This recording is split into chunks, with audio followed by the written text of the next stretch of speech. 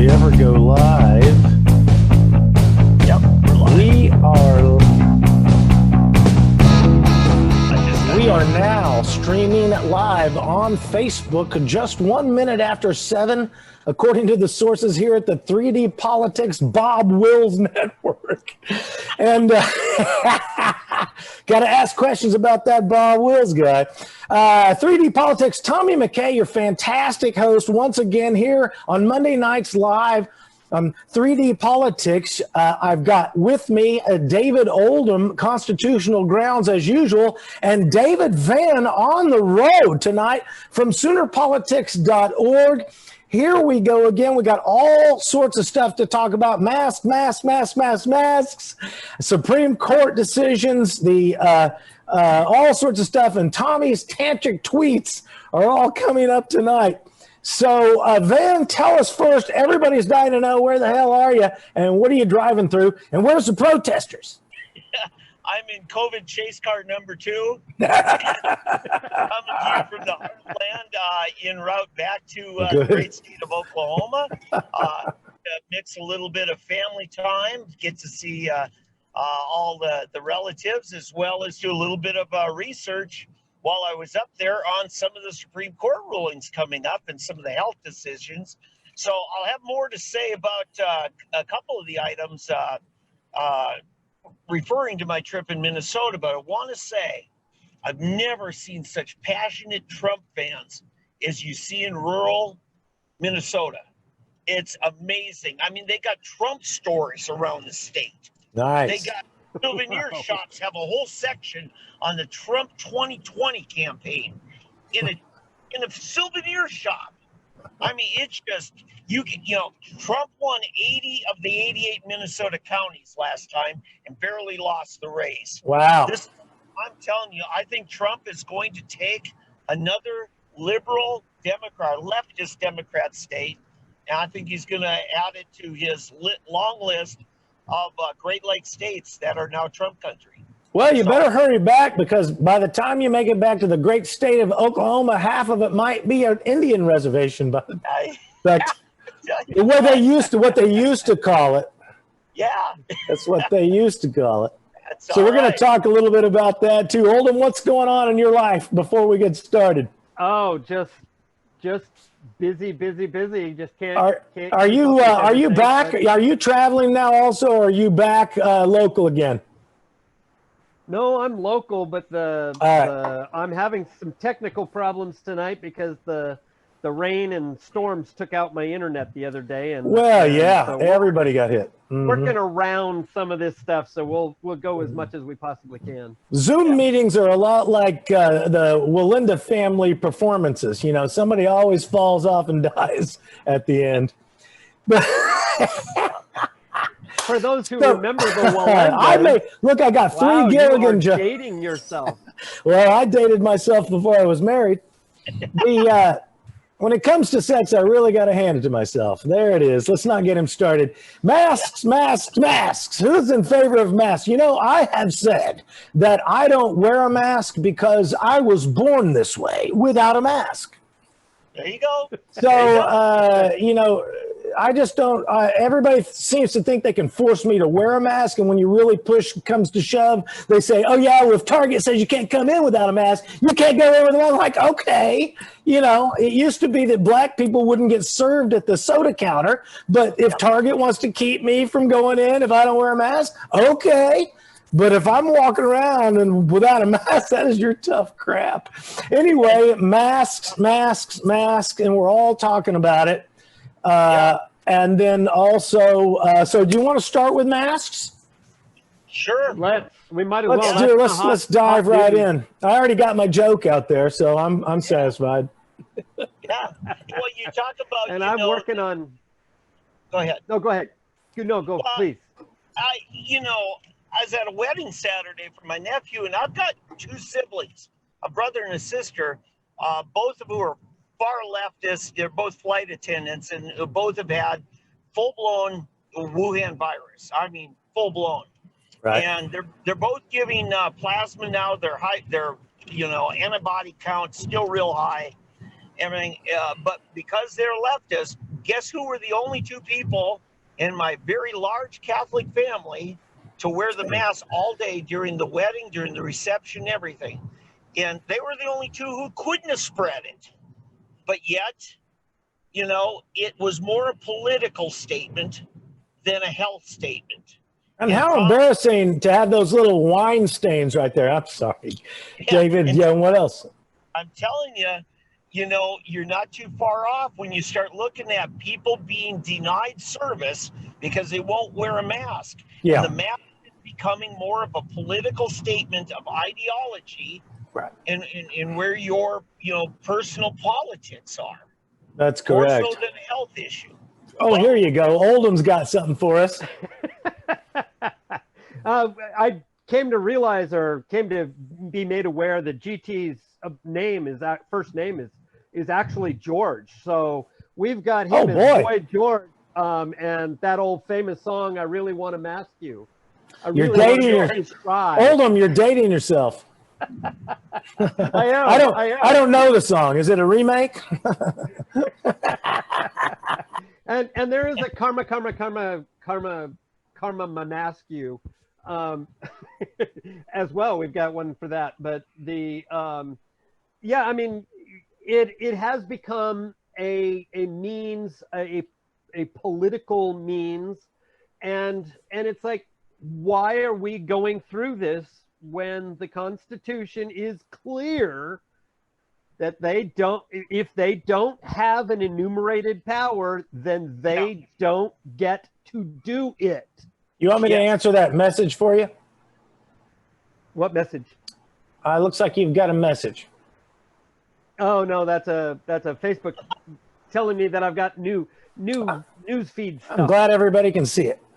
Anyway, but the point is that, and this comes to what is coming down in Tulsa, coming down on Wednesday, and that is that Tulsa City Council is proposing, GT Bynum, Boy George has proposed to try to impose a mask mandate. We've talked in the past about turning our police officers into the goons and the goon squad to enforce these things when there's no constitutional power to do so. And so where do they meet? This will be at the City Hall before the meeting at 3:30 in the afternoon, up until the meeting I think it starts at 6:30, is going to be a protest by the Citizens Against Mask Mandates. And this is a Tulsa group. And so they are pushing, they've got almost 3,000 members, and there's going to be a bunch of people at the meeting. So, or at the protest, and then some of them speaking. I know Ron Durbin is ticked off enough about it that he has said he plans to be there and actually speak at the city council and so forth. And he's taking time out of his pet project of medical marijuana to come and fight this. Now, I've been talking to lawyers all week long, and they're pretty much of the opinion that we need to have some sort of harm done to somebody caused by the master mandates, and then we can proceed. So there has to be harm to have standing. Even though I think there's already harm, their big concern is they don't think they can convince a jury of the harm. Well, what about the freedom of travel between states, where they are stopping people at borders to do a COVID? There is a loss right there of freedom of movement. I mean, you don't have to suffer a physical injury. I mean, they can impede your freedom of movement, and that is a loss. Well, I've just passed 2 state borders in the last 6 hours. I'm on the road now. Haven't seen anything in the heartland. I have heard reports of it up in the New England states. That's what I've heard as well. Right. Yeah. New York especially. New York and Connecticut and New Jersey tend to follow New York very closely. If you guys remember, it was New York that threatened retribution for any state who denied New Yorkers free travel around the country some 3-4 months ago. And now he just put Oklahoma on his ban list. So, yeah. Well, Which Oklahoma? Yeah. Yeah, nobody ever said that leftists weren't hypocrites, right? So it's nothing new. Well, one of them did, but they took it back. Ron Durbin, he's a good friend of mine, a good friend of Sooner Politics. He's really becoming a good civil liberties attorney and a leader in Oklahoma. He does a lot of pro bono work. Yes, he has worked more in medical marijuana, but that's an area where we've really had to fight against the health department in the past. So this is no new fight for Ron to fight against the health department. But I mean, and the marijuana laws are where there's a lot of support for civil liberties. You know, it's kind of like that's where they coincide. Hey, if you're, go ahead. I have a Facebook group for medical marijuana patients. I helped start because I've been always trying to help the mentally ill, especially with PTSD and anxiety disorders. I've got over 12,000 members in that group alone. So having someone like Durbin, you know, we're tapping into a huge, huge base of people who get it. It's about freedom, folks. It's what it's about.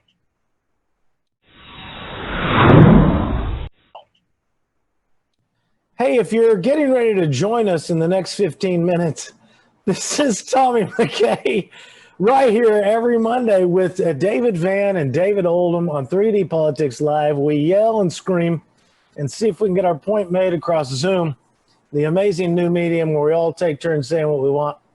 And sure. I want to give a shout out to Jake Mossman. Met him this weekend.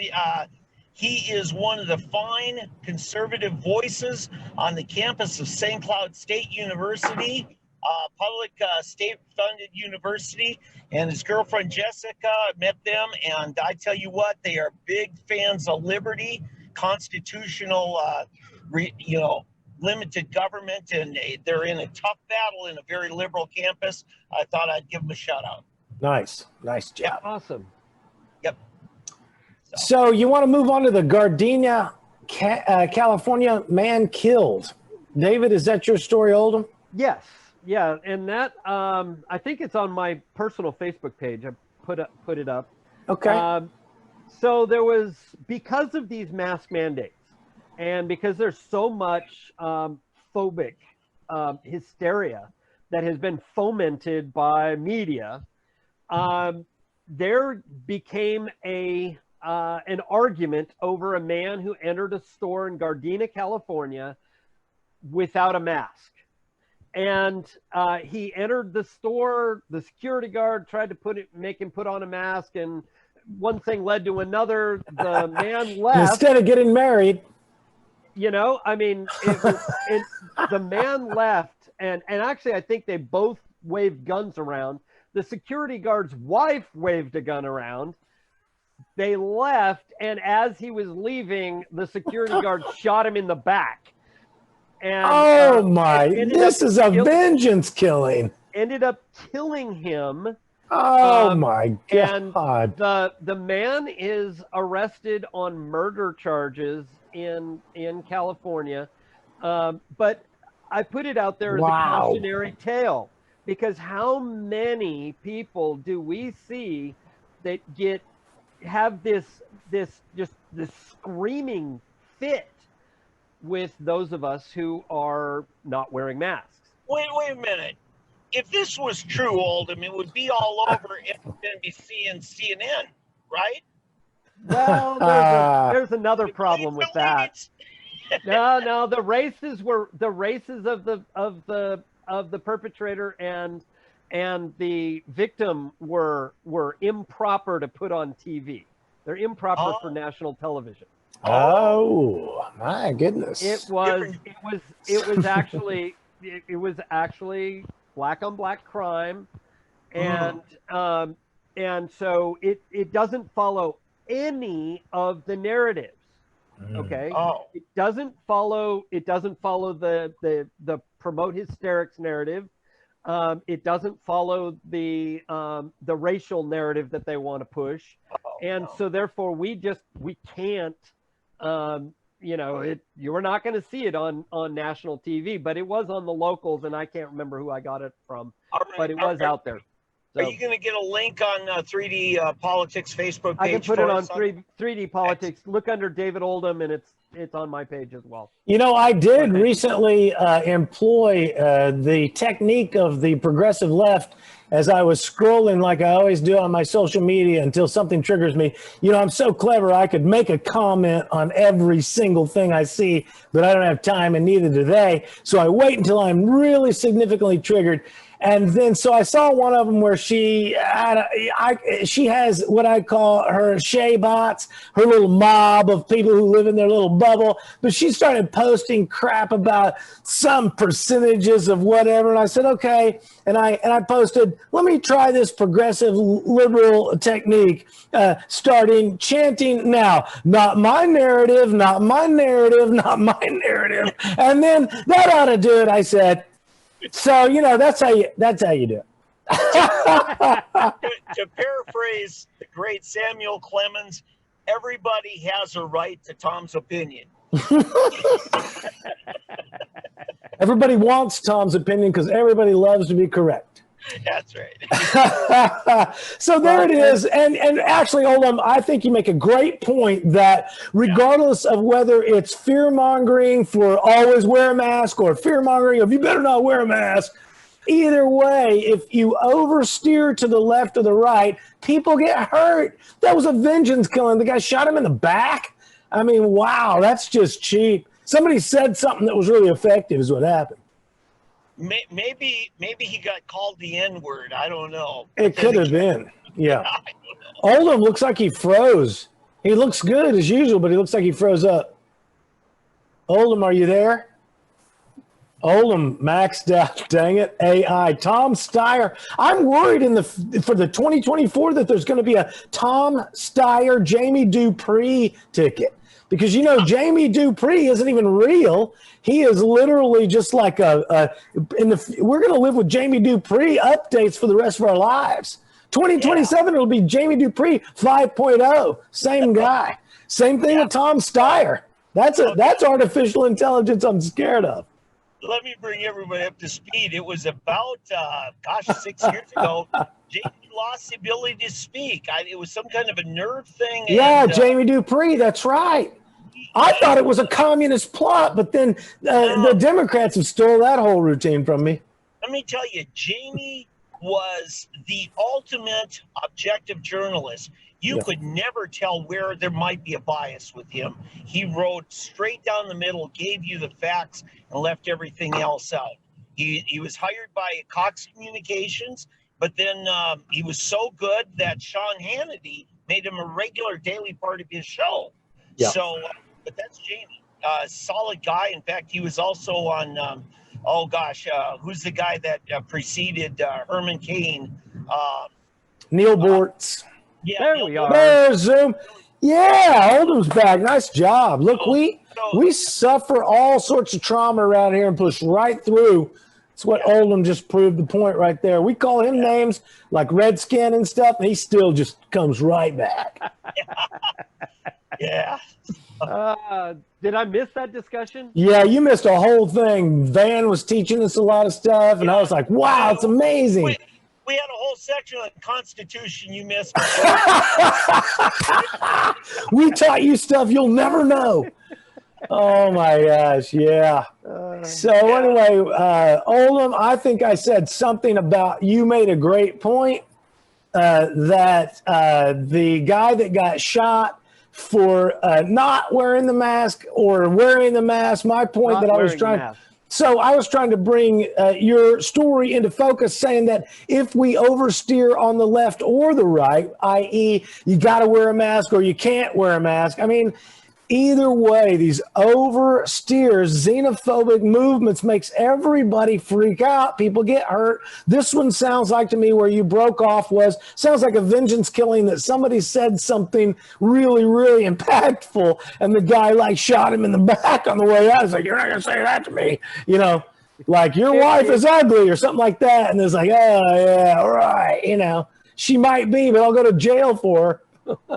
Right. Well, there wouldn't have been any of that angst and that argument if it hadn't have been for the mask. And my point is, I have never seen anybody on the side that wants freedom that has said you cannot wear a mask, you cannot wear protective equipment, you cannot do something. They have not said that. That is the stark difference here. And let's understand, every single person who wants to impose some sort of force on their neighbors to do what they desire is at heart in line with this guy who just pulled the trigger. The only difference is this guy's pulled the trigger. Well, literally, it's a use of force. Van, what do you got? Well, you walk into a bank in Oklahoma, take Arvis Bank. That's where I've been banking for some time. They've always had a rule that they didn't want you wearing a ball cap either. Yeah. Their cameras to get a full description, image of you. So now I guess you have to wear a mask, but no ball caps. So go figure. And I think if I'm gonna wear a mask, I'd want to wear a ball cap because I don't want anybody knowing who I am. So true. Oh my gosh! I'm trying to get famous, and this mask is killing the whole routine. Tell you what. If I ever have to wear a mask, maybe I'll just go ahead and make my own, and I'll put a great big giant MAGA across it. Mega. Oh my God. But Olin, really, you hit on the key word is force. That is, I continue to talk about racism in a way nobody else I've heard define it, and that it is force group association. And it works both ways. They can say, oh, you're in our group, or oh, you're in that group. See, all it takes is one idiotic person to do something with a Trump hat on. They say, see, your whole organization is that. It's like they force the individual into the group. This is the problem with socialism all the way around, is you don't get to pick the group you're in. The group picks you and the group kicks you out. And this is the problem. And it's all force. Force by putting you in the group, force by kicking you out. And that's the problem, is our neighbors want to team up with government to use force against us, to make us do stuff and force participation, i.e., if you wanted to be gay, if you wanted to have a gay wedding and do all the gay cupcakes, you were free to do it. I don't have to go, and it's your business, right? I don't have to go to your gay pride thing. But now they're saying, you know what? We have a religion that says you got to wear a mask. And I'm like, I can't even get my holy water, bitch. I want my holy water before I get a mask on. So you can just bite it because you're not even an ordained priest. But you're acting like I'm going to join your religion. But I just can't, because there's this Jesus guy I already made a deal with. Yep. So it's all the use of force is the problem. That's the problem. They're really using force. I mean, true respect does not force anyone else to comply. That's right. That's respect. What about the whole consent argument? Oh, you can't do anything unless we consent. You got to consent. You got to go, I don't consent to your mask. There you go. I don't consent. And that's the thing. Consent, we haven't talked about it much, but do you realize that legally we consent to the law, and I'm going to put that in all caps, the law, at age of majority, or at the point of time that we become adults. Right. We can leave the United States if we don't like this law. Right now, that's true. The question is, what law do we consent? To what law do we consent? Okay. Is it all of the statutes, including all of the unconstitutional ones? Or is it just the Constitution and the laws made in pursuance thereof? In actuality, it's the latter, not the former. So we did not consent to any unconstitutional laws, and therefore, if people want to demand socialism, they want these things against the law, and they're not talking about doing this through an amendment process, to amend the Constitution. So if they're not talking that, then they're talking only more lawlessness, and we don't consent to that. Right. So if they want that bad, they need to leave and go into a country that loves what they're talking about. There are plenty out there. They'll actually find that they don't exist. But I need to ask this question. At what point did consent of the governed suddenly become enslaved to stupidity? Is that really what they're trying to do, is enslave us to stupidity? Well, it's tyranny through the minority. It's like a judo move politically. Because a republic, especially ours, respects the minority voice, they take that respect and run full roughshod over you by saying, well, then they get special everything. Then nobody can do anything except for you got to take this into account first, which is ridiculous. I want to say also, this was clarified to me earlier today. The Tulsa Health Department, whom GT Bynum likes to genuflect to, at least on a weekly basis, if not more, he's not a physician. He has a PhD in administration. He is an administrator. And isn't he doing a damn fine job? Talk about a professional administrator controlling everyone's behavior in a city through administration. Now that guy's doing a damn fine job right there. Yeah, I saw an article that said that there's only one person on the health board, that the Tulsa County Health Board, that may have an MD or a DO degree, and that was just one of them, and I think there's 10 or 12 of them on the board, and that's it. So it's like wait a minute, so we're gonna listen to Dart, and Dart's the one with the PhD, is that what you were saying?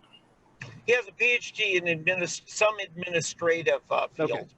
So we're going to listen to him as though he is an authority? Right. And the same was true with the state health department.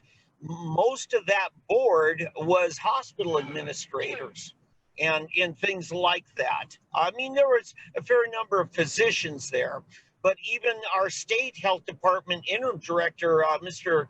Cox, he was finally rejected by the Senate because he didn't have a medical degree. Fact is, I don't think he even had a graduate degree. And so, what are they doing investing in somebody they can never eventually put up to that top place? And Stitt was trying to do it in the Senate. In my mind, wisely said, no, we made rules for a reason, and we're not going to let the good old boy system trump what is an objective criteria. Right, and we've lost all of them. He'll come back as soon as he can. But I got to say, I mean, one of the things I continue to have to I feel like I'm dealing with children, have to repost Dr. Dart. Everybody's like, yeah, well, he's a doctor. Yeah, well, GT Bynum is referred. So all these other things, anybody in America who has this much power over a community has to face a general election. I'm not saying he doesn't, maybe he knows more than me. Maybe he's right and I'm wrong. But the fact is, if I was right, I don't get any control over anybody. This guy has control over the community because GT Bynum has just totally abdicated his throne and given it to the county. There's a city guy got elected by city voters and he's thrown all the power over to the county. And so some guy from the county who's unelected but appointed is telling us what to do in our city. It's total bullcrap. And if Dr. Dart gets to do that, then he has to face election. I'm sure they can rig that election too. It's not like they can't rig an election. And this is spineless leading from behind. It's classic Obama. When GT, by the way, if Dr. Dart is truly a physician, then GT is a Pontiac sports car. Hey, I tried, Tom. That was good enough, baby. But here's the thing, Bynum wanted somebody to take the hard, tough decision. And what was it? 3 weeks I told you, get ready. Bynum is setting up Dart to be that guy that he can say, well, he told me to. GT always somebody point the finger and say, well, he told me to. You know, it's the same thing with the police oversight board. He wants it so bad, so he can say, "Well, they told me to." GT is an administrator of government that comes from the world of sales. Okay, he's a salesman at heart. Okay, and what he knows is the bottom line of every salesman to teach the customer the bad news is, let me ask my manager. And that is exactly what he's done with Dr. Dart. It's like, you know what? I don't want to be a bad guy. I'm a nice guy. Ask my wife. I'm nice. I'm a real nice guy.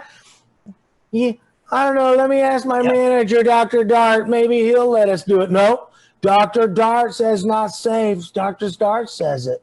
So even GT isn't even orchestrating his words to make it sound like it's his decision. All he's doing is deferring to some guy that is appointed at the county, which is my piss off. I didn't run for a county position against this guy. I ran for a city position. Okay. But oh no, I guarantee you, I would have never deferred to the county about it. So don't get hit. Yeah. Well, anyway, so that's it. Hey, by the way, we didn't talk about this earlier. What do you know? Kanye West decided he wants to be president this year. What do you think about that? Well, I think the government's always in on it, and they're always 2 years ahead. So I think the whole Kanye West supporting Trump was a ruse in the first place to get as many stupid Trump supporters on board so that now he could defect. All he's trying to do is split the Trump vote. There's a ton of black people going to vote for Trump. Kanye West is trying to split that vote.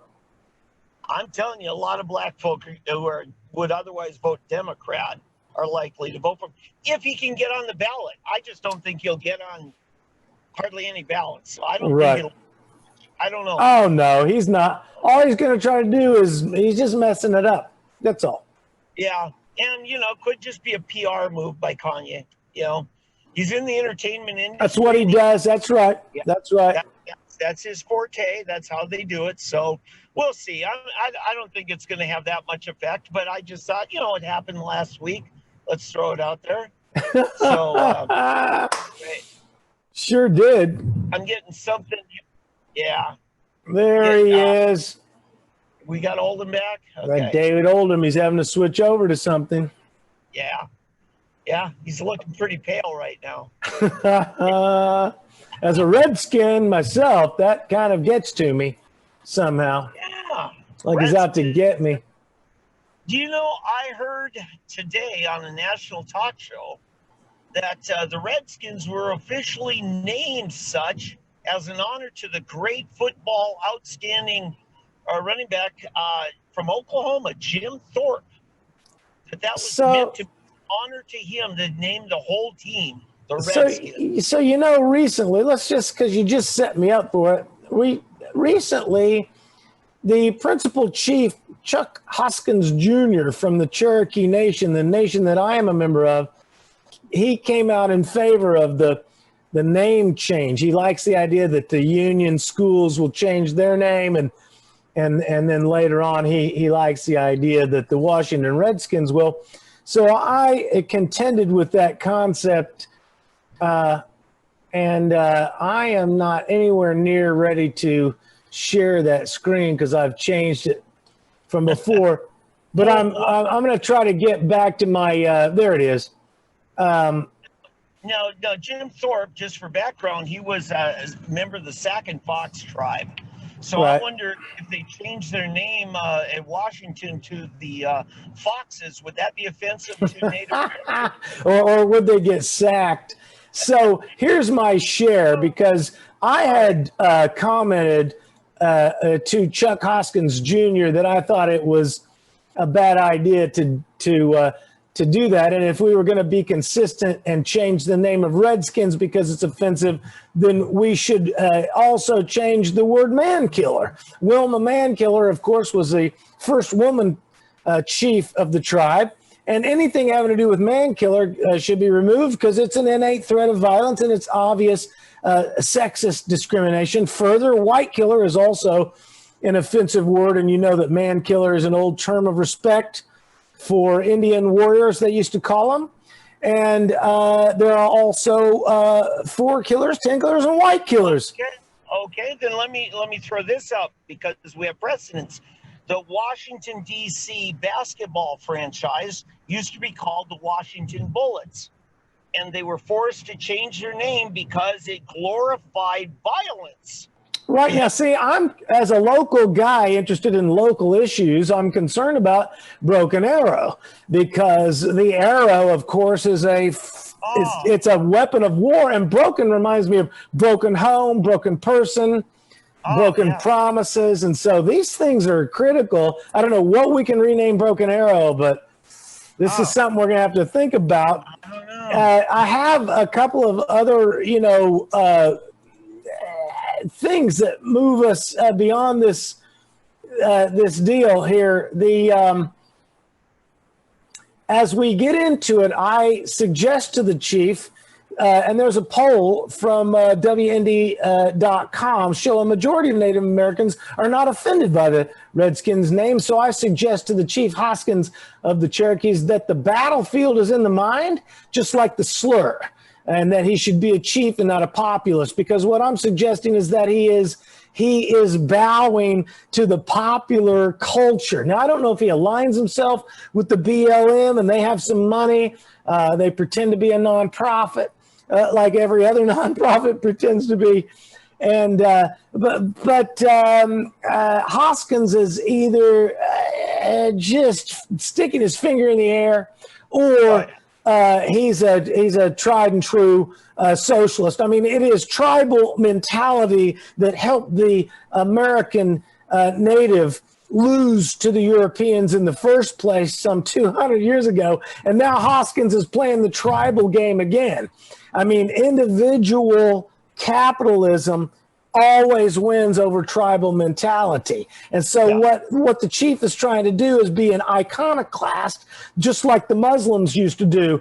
They're going to crush any image they don't like because in their mind, they think something bad. When I see the Washington Redskin logo, I think honor. When I was a child, because I had to walk here from North Carolina in 1873. And when I got here, my mommy told me, hey man, we're proud Indians because we have suffered and maintained.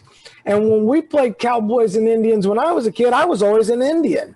And he's robbing, the Chuck Hoskins is robbing me of that. Furthermore, the name Chalagi is the Cherokee name for the tribe, but the Cherokee chief seems to be okay with the symbolism of the white man's label Cherokee, even though it's not Salagi. So I got a real problem with that, being a proud Redskins. And if you want to change the name of the Washington Redskins to something, change it to Redskins 2.0. How's that? There you go. Or, if the term Washington Redskins is so offensive as it is, actually to me, I would rather we just call them the Redskins. Oldham, you're back. Let it go. You missed all that stuff that was so great. I caught most of it, but I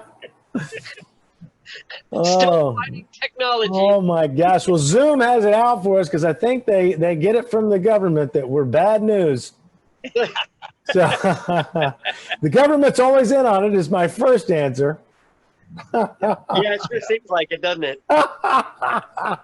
Well, we're making it okay tonight. Hey, if you're just tuning in and you tune in 15 minutes from now, I'm Tommy McKay right here, your fantastic host on 3D Politics Live every Monday, 7 p.m. You can catch me on Facebook at Tommy McKay and on Twitter at Tommy McKay, also at Tom E. McKay on Parler these days. Also, David Oldham right there from constitutionalgrounds.com and David Van from soonerpolitics.org. Where are we headed next? Now that we got Oldham back, before we lose him, we better talk about, did we talk about the Indians, the Indian criminals to be released from prison after the Supreme Court ruling last week? Is that correct? No, we haven't talked about that. We can go ahead and talk about it here. Do it. I've got to fix it. I don't have the ability to share my screen anymore. But We talked a little bit about it last Monday because it just happened in the afternoon before we came on the air, and that was that the Supreme Court ruled that the Congress had not done what was necessary to change the treaty or change their relationship with the Indian tribes as it applies to it's the MCA, and all of a sudden it's just gone out of my head what that stands for, but it's the primary criminal code, and as applies to Indians, the treaties state that Indians are to be ruled by their own tribes rather than the state or federal governments, and that was ultimately the ruling of the Supreme Court. And I've lost my place on that one. And it's the MCA, and the MCA stands for Major Crimes Act, and it's for crimes within the Indian country, and that's in quote, within the Indian country. Any Indian who can commit certain enumerated offenses shall be subject to the same law and penalties as all other persons committing any of those offenses within the exclusive jurisdiction of the United States. Okay. Now, I want to say that Indian country includes all land within the limits of any Indian reservation under the jurisdiction of the United States government. Well, then becomes the question, well, what is Indian land? What is, and that was what ultimately was the question. And so the tribes got involved because it's all part of the question. And even though this applies to a very narrow area of law, the Major Crimes Act, as David Van will enumerate, I'm sure, here in just a moment, the concern is the broader implications for this, because now we have much of Oklahoma is going to be ruled as, at least insofar as the MCA is concerned, we have much of Oklahoma is now going to be that Indians will have to be tried in federal court. They will not be able to be tried in state court, and so therefore, what does that mean about other aspects of life outside of crimes where tribes still rule their own tribal members? And I don't know the answers to that yet, because that's a whole area of law that and statutes that I don't know anything about. Dave, I know you have a story that ties into this that just happened here in Tulsa County. Yes. Today, this afternoon, I was listening to local TV broadcasts that said that charges that were just filed last week against a man for the death of 2 of his children was now vacated by District Attorney Steve Kunzweiler, and said that charges will be filed instead in federal court. And in that broadcast, it said those children were acknowledged members of a tribe, as was their mother. So it looks like for Eastern Oklahoma, whoever is the federal prosecutor, he's going to have to beef up his prosecution staff, because Kunzweiler just got a huge bunch of duties taken off his duty list. Wow. Yeah, right. It's so here's the thing, and I want to echo what Oldham said. The specific ruling was in the context of criminal law enforcement, but the implications are what people are going to try to assert and build on. And to that end, I asked, because growing up in another state where Indian reservations have always been acknowledged, and then there are Indian reservations where it's not split up into family allotments, such as Oklahoma did. when we prepared for statehood, all the tribes, allotted pretty much all their land to individual tribal members. Some of them were free to, they're free to sell it off to whoever, settlers So, or keep. I just want to say that, as a guy that, doesn't know all the weeds, but is a philosopher at heart, if you get to the 25,000 foot level, all of this murkiness in the law about who's in charge of what, where with the Indians and the Indian lands and the children of the Indian tribes, Indians, Native Americans, whatever they're called these days and whatever they're called later. If America, as founded, was the racist, sexist, overbearing, patriarchal government that crushes everybody and colonizes everything, we wouldn't have any of these problems. It's kind of like why Hillary Clinton never went through 2 years of any trial to get her out of anything, was because everybody died before they could take her to court. She kills everybody before they get her to court. The fact that we know that Trump is not a killer is because they got to go 2 years biting at his ankles. Nobody's dead yet. So this is absolutely, totally ridiculous.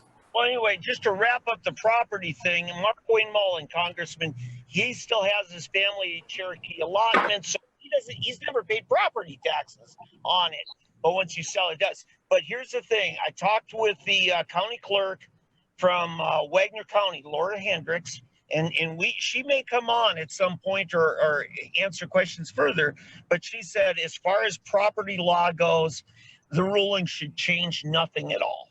So that's what I've heard from every source. Is like literally all they're doing is administrative.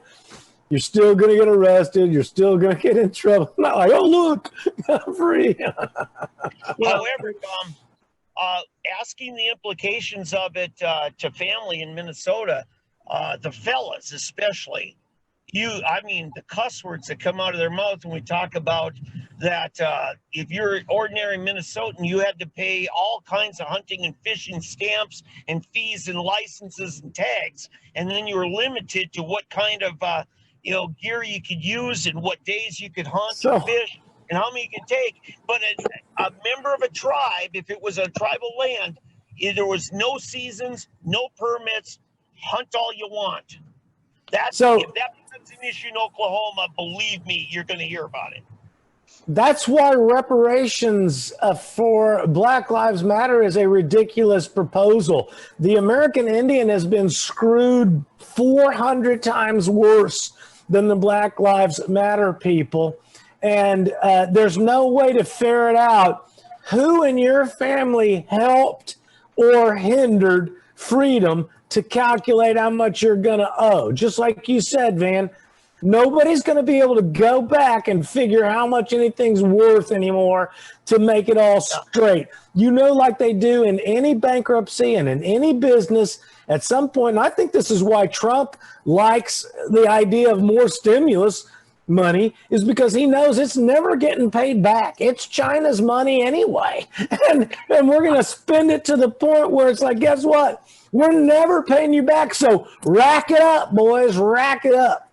Yeah. So mostly it's just made up money from the Fed. It's just printed. PFA pulled from the air. You know what, Tom? The reality is, if we were not the international currency of global trade, we would be shot by now. I mean, we would be absolutely toast. It's only because the whole world relies on the dollar and its stability that we have any stability at all. Yeah, Van, finish your thought. I just did. Oldham, finish your thought. Sorry, Van. No, I wanted to tap into what David was saying about his relatives who were talking about the hunting and fishing licenses and things like that. Let's remember that we all are to have the same exact position before the law, and that the law is to protect us all. Article 4 in the U.S. Constitution in Clause 2 or Section 2, Clause 1 says that the citizens of each state shall be entitled to all privileges and immunities of citizens in the several states. Wow. Okay. So when you stop and think about it, the Bill of Rights was created to be a better enumeration of this very thought. Yeah. What the founders meant by this was that we all shared the same rights. They put it as privileges and immunities, but those privileges and immunities are an extension of our rights. So we're just privileged and immune from, somebody dictating to us, or we're privileged and immune from people infringing on our property and claiming it as their own because we have rule. Yeah. We're going to create rules that protect that. And, Right. and on and on and on, right? And so the Bill of Rights is there to make sure that everything that we could possibly ever think to do would be by our right, so long as we don't violate the rights of somebody else. That's it. That's Right. what we've got. And so when we look at we look at, again, I come back to this is why hunting licenses and certain restrictions are improper. And when they are then granted to one class, whether it be a race or a tribe or whatever, that they get something that the rest of us can't. When we can't, hey, casinos, they get to run casinos, but we covered that last year. Yeah. Drugs, laws. They get to smoke, right. but we don't. Or whatever it may be, we have problems because now, and when law and then wants to kind of wheedle around and try to then pick and choose here and there and try to make it look fair, but it's really not. Everybody knows it's not, but we're going to keep trying, but never actually just make it right, make it fair. There's our problem, and there's mask mandates, improper, federal and local control of medicine and your health and your body. Right. And on and on and on it goes. I mean, quite frankly, nobody should take more fish than they need or hunt more game than they should need. Should they be limited? No. I mean, if that's their form of meat, they should take as many game as they can and as are necessary. But if it's going to waste, should I? And the rest of us. And, hey, we may overhunt things, and there might be regulations that we don't do it during breeding season, so that there are more for next year. We don't, ruin things. But we that would be a proper regulation. There's months out of the year you don't do it. But the argument, before you move on, the argument, I think, even if it's unwritten, comes down to private property ownership. The thing is that it's like you are talking about conservation of resource, and that's true. And if you can make them extinct, you're not going to have any next year. That's all true. But at the same time, I've got 8 candy bars, and you can tell me, hey man, if you eat all your candy bars tonight, you won't have them tomorrow. And be like, guess what? I own the candy bars. So it's private property ownership. Who gets to decide when I'm done hunting? Well, the real thing comes down to, and this is something we all need to talk about. It comes down to there is a communal aspect in that the world is only so big. It only has so many resources, and we can waste them. Now, granted, God has been extremely, favorable to us all. He always makes it so that we always have enough to eat, et cetera, generally speaking, unless he is, bringing his wrath on somebody. Everybody has enough to eat. It may not be much, but it will be sufficient. And my point in that is that we do see a lot of wickedness that brings about that kind of thing. And often it is people hoarding, think toilet paper just a couple months ago. I mean, seems like a year. I know, doesn't it? But, yeah, God, yeah. There was a time I needed some toilet paper and I could not find it. I was scrounging a bit, to try to figure out how I was going to get some toilet paper. And it took me a while before I finally got to a place that had some. And I just hate thinking the word scrounging now. Just Yeah. But there was a good week or more that, you know, I didn't set eyes on any toilet paper I could have bought for any price. We're not going to go into more detail than oh this. my gosh, I've got the only have eyes for you. So the same thing with the deer, the same thing with the fish. You can get to that same point and you may not be able to find it, but the people who have hoarded it have helped bring upon others that situation, and that need not happen if everybody is respectful toward their neighbors. That's the key thing. Again, it comes down to the golden rule is the solution to all of our problems. We're getting ready to close in on the hour. Not quite there yet. We've chewed a lot of fat. We continue to maintain our battle against the minions of the devil called technology. We still want to talk about the Supreme Court ruling that faithless electors' laws may stand. Before we do, I'm going to reset. I also want to I hope he's still with us. Kenny Bob Tapp was watching. I commented on something he said on Facebook last week. So I always love hearing. He was suffering the heat out there with his corn seeding early because of the heat. He had it well watered, and yet still it seeds early when it's hot. So those guys, it's like you don't realize that's how the corn gets to the store, kids. But anyway, here we are once again, 3D Politics. Tommy McKay, your fine host, with David Vann from SoonerPolitics.org and David Oldham, ConstitutionalGrounds.com, as usual. So I got to say, to set this up on my side of it, 4 years ago, I got a call from Oldham, as he was an elector that year going in to solidify and install Trump as our president. And a lot of my friends called me and they were like, I'm worried because even though he won the election, according to the news, that doesn't mean they'll install him because the electors still have to go follow through on their vote. And I said, I'm sleeping easy because my elector called me and said, no problem, I got this. Because I got a man of honor named David Oldham who's literally going to do what he said he was going to do. And so I didn't worry about it and Trump was installed. So Oldham, tell us about how the Supreme Court ruled and whether it's good or bad and why. Well, I think it's terrible. And what's really terrible is all of the justices concurred. But what makes it so bad? What did they decide? What's that? What did they decide? What they decided was that the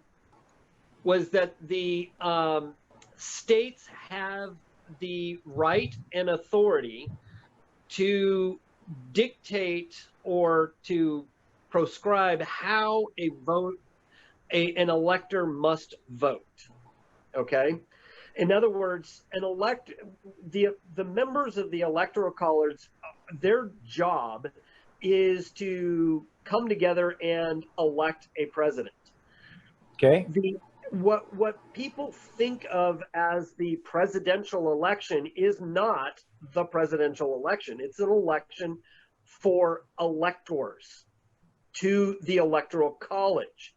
The electors then meet at the state capitol and cast their votes. Remember, there are as many electors as there are representatives for the U.S. House and U.S. Senate for each state. So that number in Oklahoma, it's 7.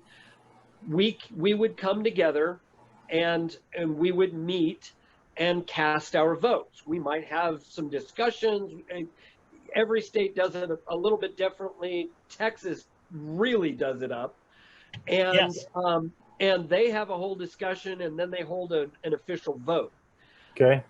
But what has happened over the last number of years is that a number of states think about 35 in total, have created what are called elector binding laws. Elector binding laws are laws that say you must vote as the elector for the candidate who wins the popular vote in your state. And of course, you're representing your political party, so it must be your political party who wins. And then you must vote for the candidate put forth by that political party. Moving the emphasis from the elector voting according to his individual conscience to acknowledging the group will. Well, let me insert something here, because Olin is using some of the language that Justice Kagan gave, where she kept referring to parties. The problem is our Constitution does not acknowledge parties. It acknowledges candidates who gain access to the ballot. It's that candidate who names who their specified electors are. And then we vote for which set of electors we want to send. So, well, you said who creates? It's the party who elects the electors. Well, no, because an independent candidate may do just the same thing, and the Constitution doesn't require it to come from a party. Oh, I agree. Yeah, so the Constitution does not acknowledge parties, although parties fit within the parameters. It's not exclusive to parties. Correct. Yeah. And the idea was that you are going to elect men or women, at the time men originally, who knew more of the players, who knew things that the general public didn't know. So the entire point was to elect these men, or now women, to perform a service. I would call them captains of industry. Well, not just captains of industry. God damn it! Who actually knew the political players. They may well be captains of industry, but they. That's what I call them. Okay. So, just to agree, you know. So anyway, the point is that the election is to elect your slate of electors. So in first district here in Oklahoma, I was the one on the ballot, as it were. But in reality, what we had in Oklahoma is we have a slate. So you saw all 7 of our names, 2 of which represented the statewide ballot, you know, the senators, and the rest were the congressional districts, the 5 congressional districts.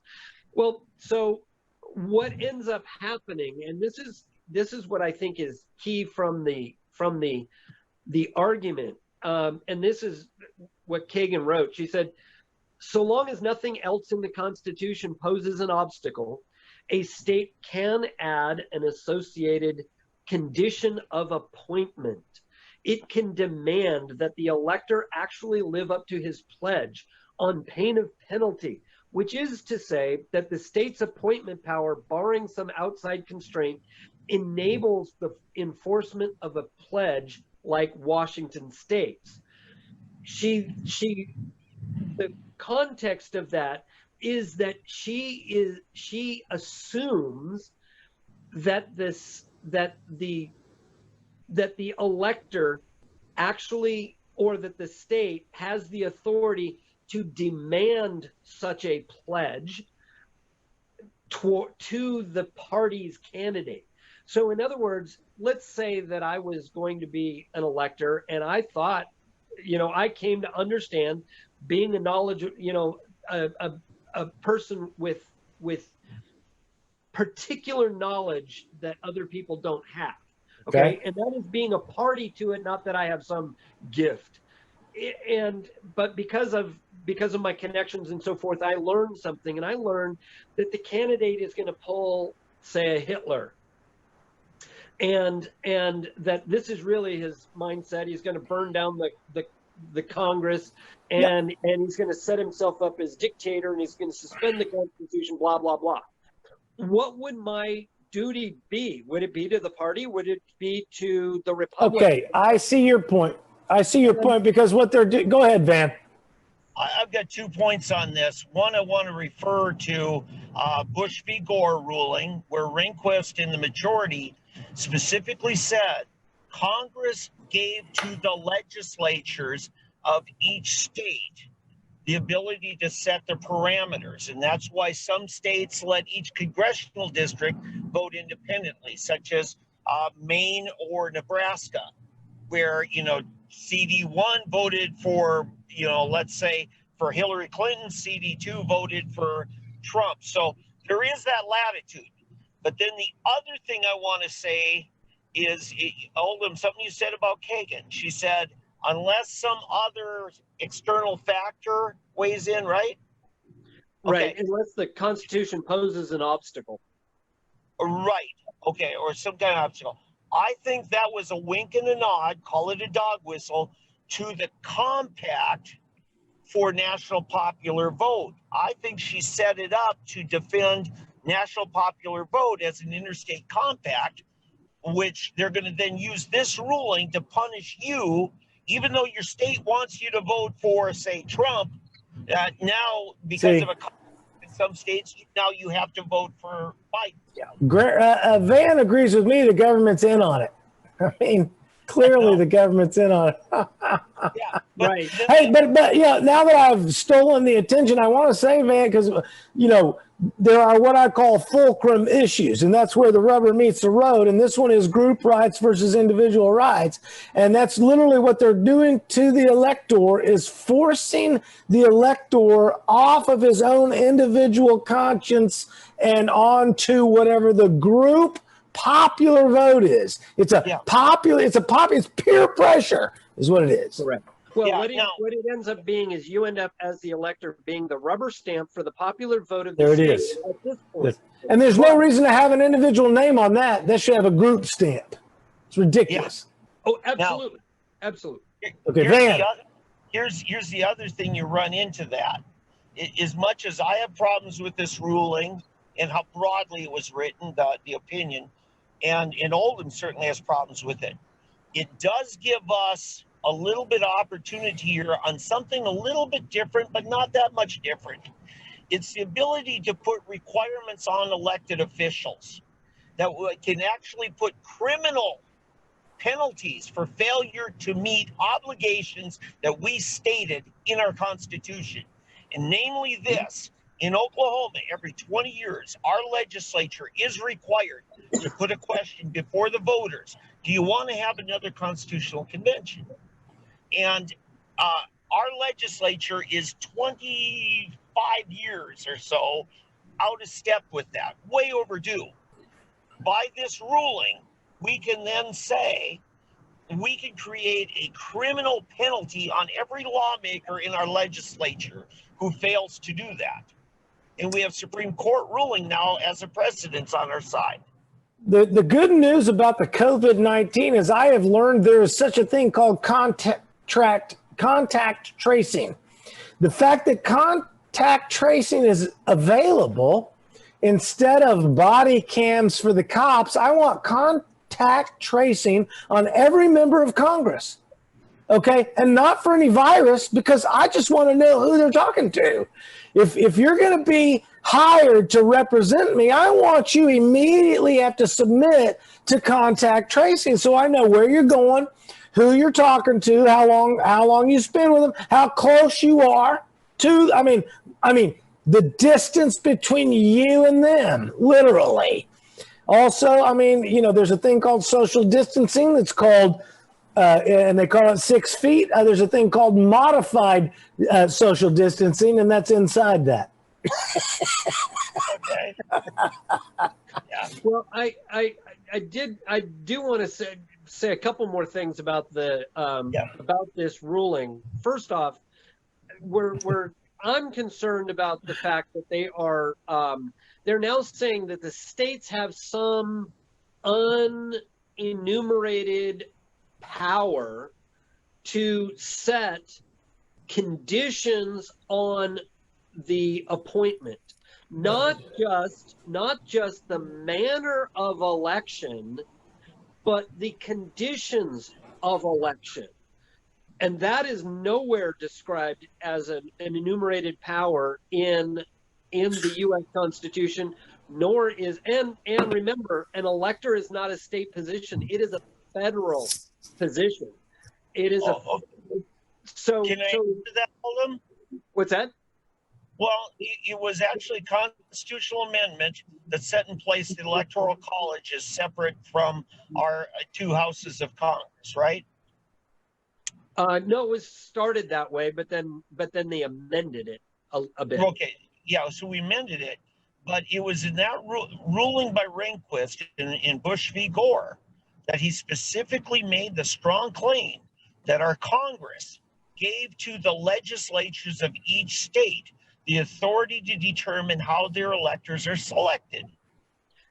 How they're selected, but not what they must do. And there's no power granted to say only to put a limit on the elector. There are no conditions to be an elector. Now there are. Okay, the condition is that you take the pledge. So I now correct me if I'm wrong, gentlemen, because I look to you for that kind of guidance. At the policemen, when they make a report, they're not making a report for the group. What a policeman does is he says, I will be the eyewitness, because it comes down to a person has to make a claim. With a group can't just say, oh, we all think he's guilty. It's just like a guy has to have, it is an authorization of personal witness. And so this is the problem I see with what you're talking about here, is that they're taking away your ability to say, I'm voting the way I'm voting based on my personal conscience and my personal witness. Okay? Correct. Because your conscience, as you tried to point out earlier, could change. If you were on board for Hitler till you found out he was Hitler, you would say, wow, yesterday I found out and I'm not going to do it. And they would say, yeah, but the group said. And you'd be like, but that's not me and that's not my conscience. And this whole country was started on individual reality, not group reality. So you're not to be a rubber stamp for any group. The whole idea is that it fails if it doesn't meet the individual's conscience and witness criteria. Well, it's ridiculous.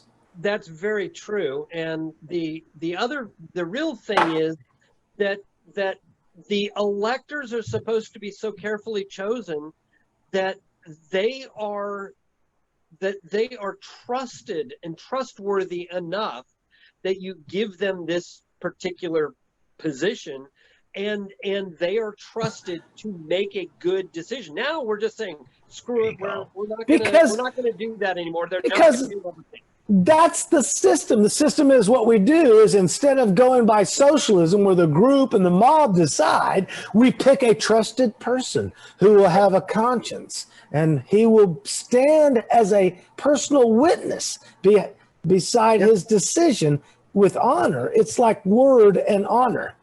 Exactly. And the elector will stand or fall politically because most of us are active in one way or another. Right. Or you're not there, right? Van, what do you got? Well, so many of our state legislators who I've talked to have said this over and over again. I could name several, but I won't. I'll go to the point. We have a representative form of democracy.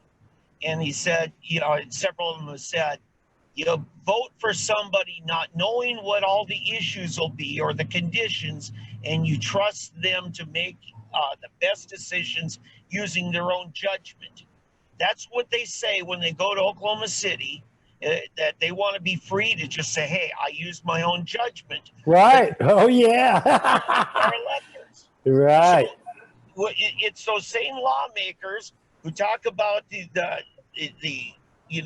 their judgment is sufficient, that we should trust that, yet they're not willing to put the same respect to our state electors who are directly elected by the people. Right. Exactly. Democracy And I'm saying, and this is I know it's a side issue, but I'm saying we need to start putting the screws to our own legislatures and say, quit putting rules on others that you don't put on yourself.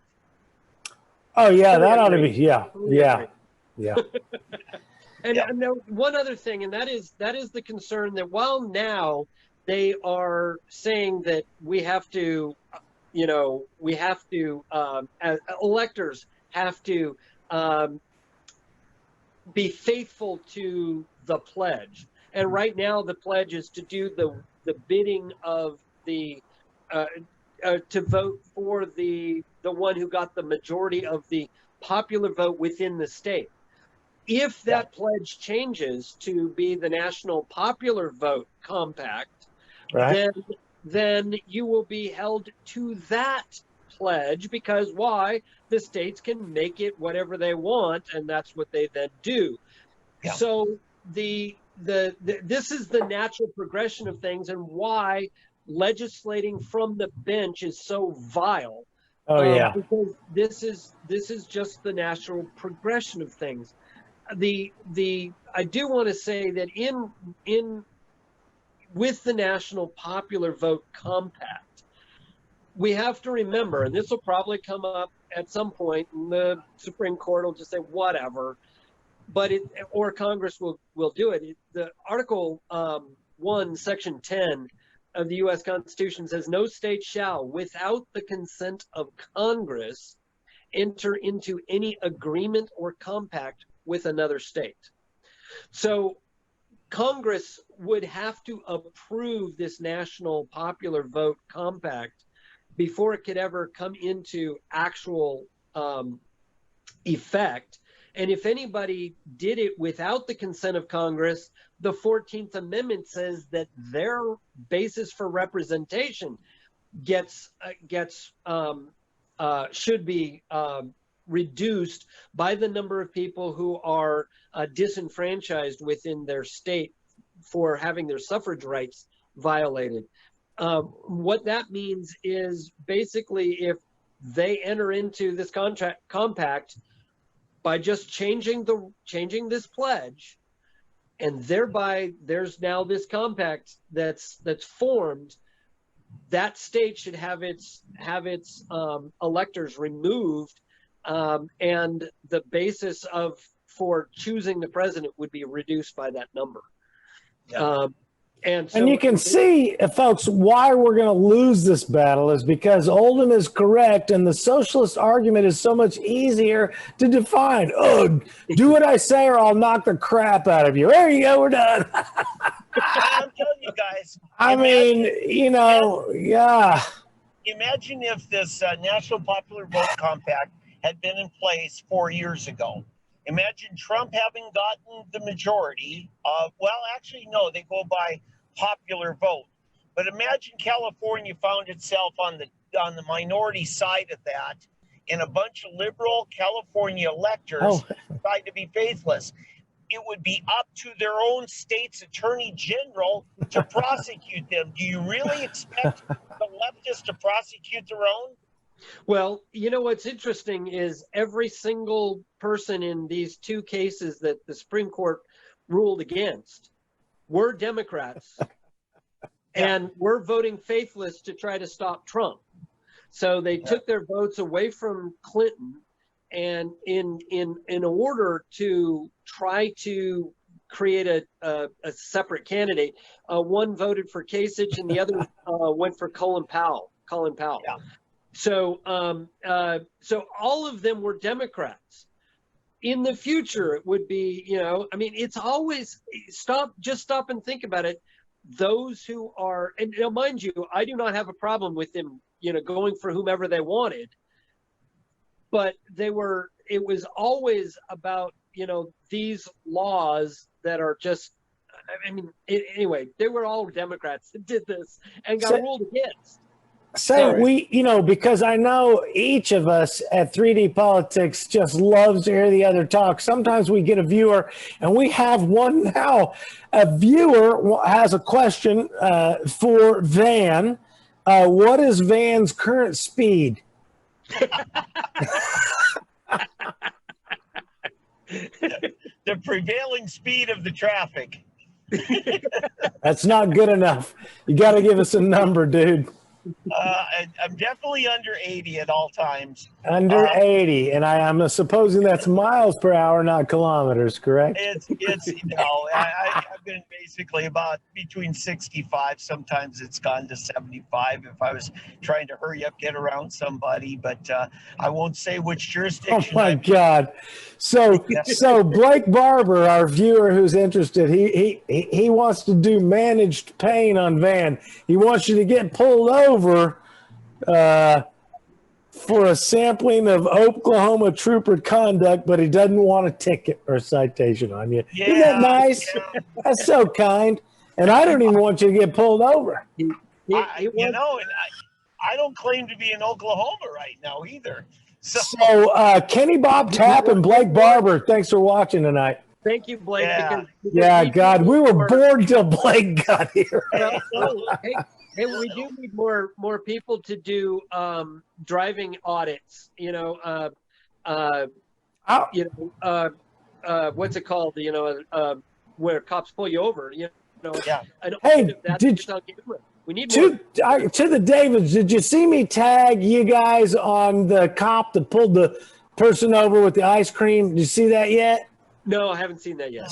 Damn it. Blake, I want to know from Blake Barber, I want to know how Blake Barber feels about the Redskins logo and the change therein. But back to the Sooner politics and the constitutional grounds and 3D politics. I sent it to all three. Linda Collier, the fabulous gal that runs the Cave House over there.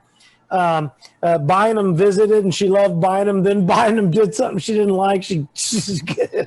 Anyway, I love Linda Collier and the Cave House. It's a Tulsa tradition. What do you got? What do you got, Van? All right. I want to hear from our viewers. What do they want to see done with the NFL football franchise in Washington, now known as the Washington Redskins? Have you got a name for us? I'd be after Redskins 2.0. I voted for the Purple Fags, spelled PHAG, but that was just me. You know? Well, I think that was just me. They named it after is the Sac and Fox Indian. I'm wondering if they should just name them the Washington Foxes. Oh my gosh! Offensive to the Sac tribe, or you want to sack the idea, I suppose. But anyway, and then the other thing I want to do is put a plug in. Share us on our podcast. You can pull this up anytime on your mobile device and listen to the podcast.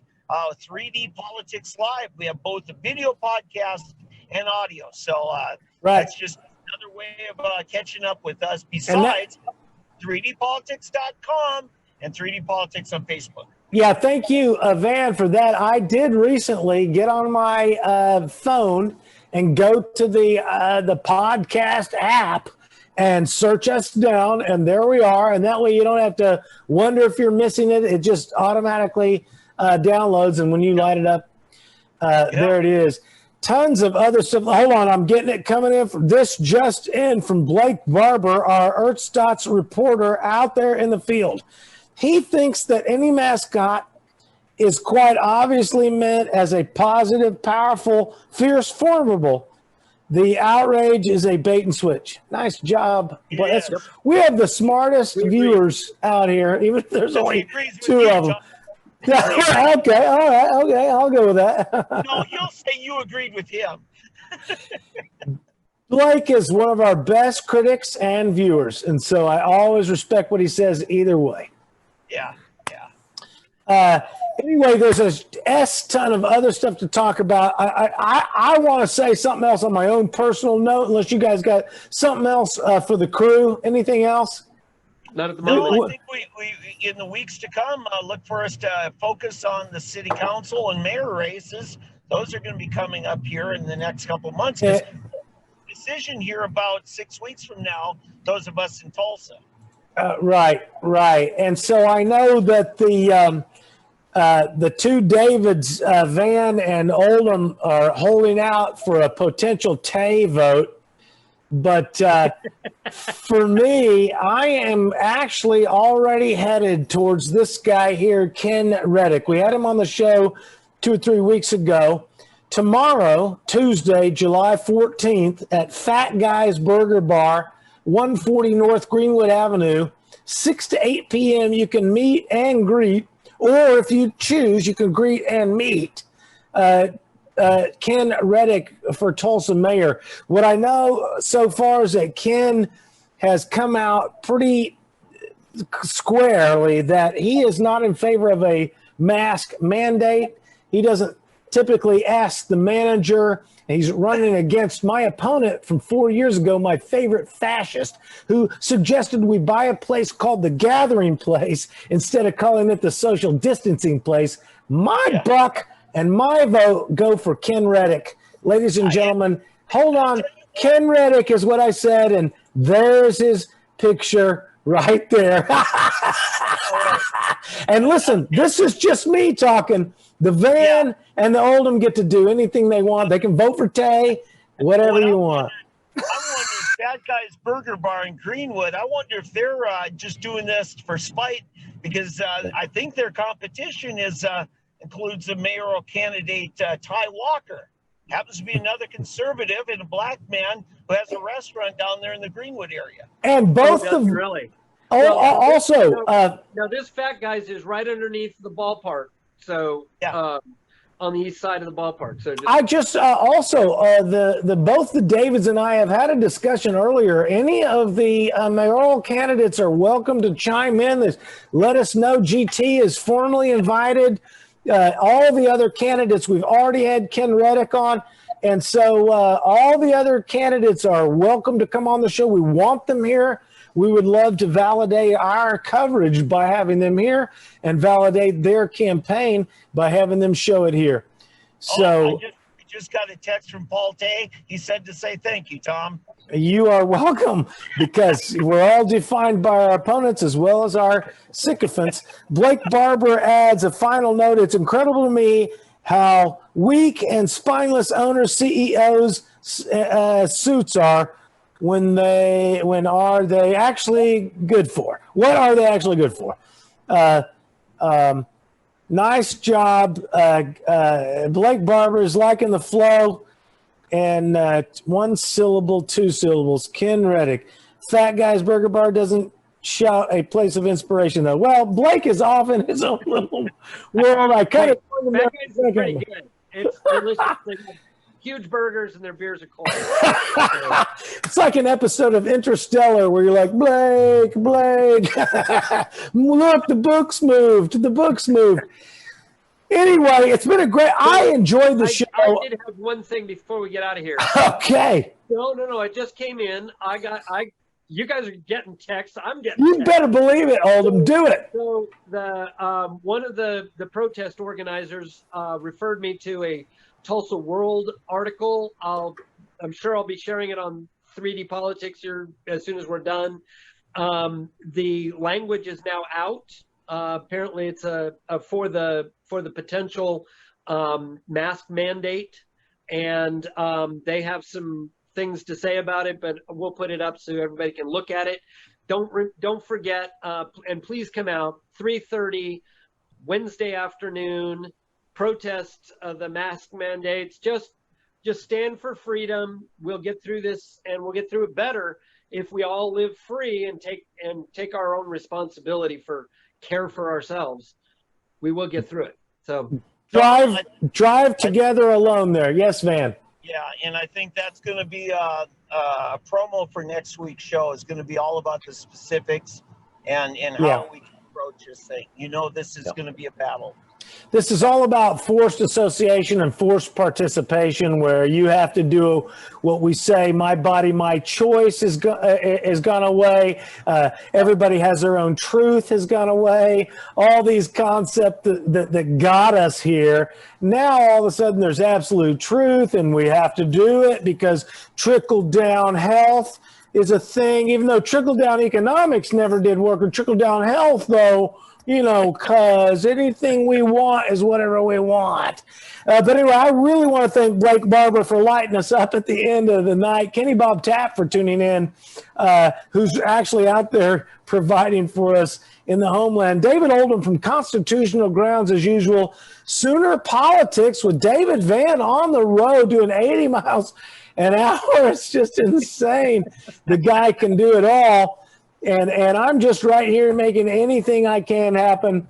But we'll see you again next week, Monday, starting as close to 7 as we can. Tommy McKay right here for 3D Politics Live.